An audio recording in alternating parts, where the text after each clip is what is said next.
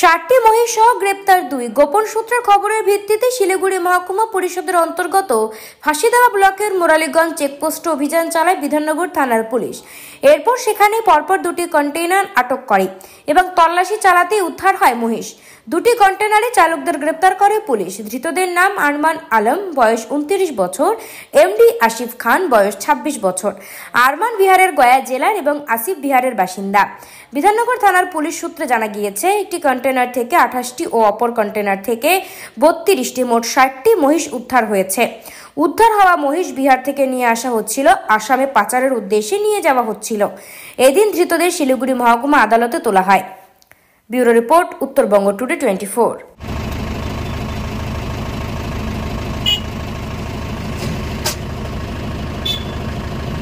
একসাথে নিয়ে এসো,